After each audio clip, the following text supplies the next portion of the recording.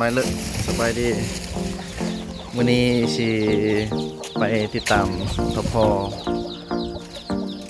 เข้าป่า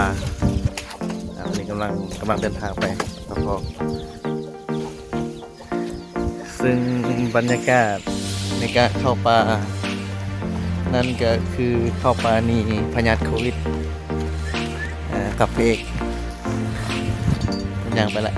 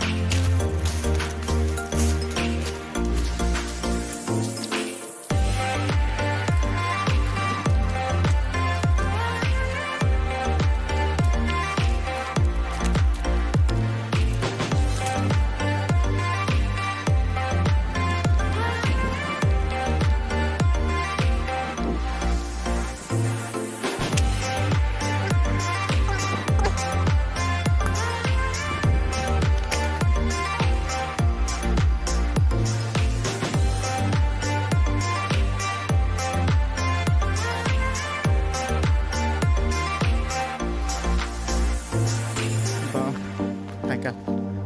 ทั้งหมดยังกัน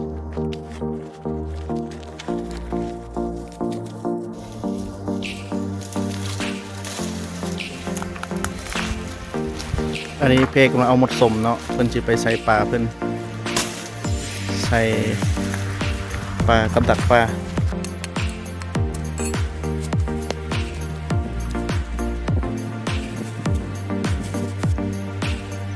อันนี้มันเอา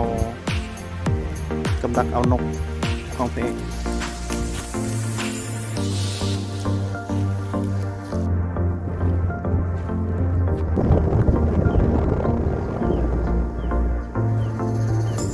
ตอนนี้กำลังเตรียม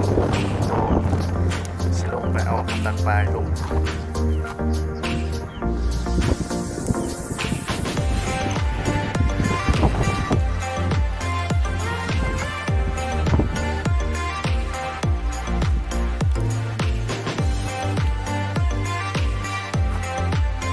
ไปได้ไป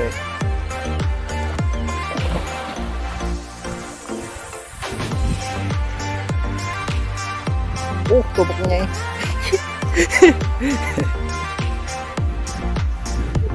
ฮะมีอยู่มั้ย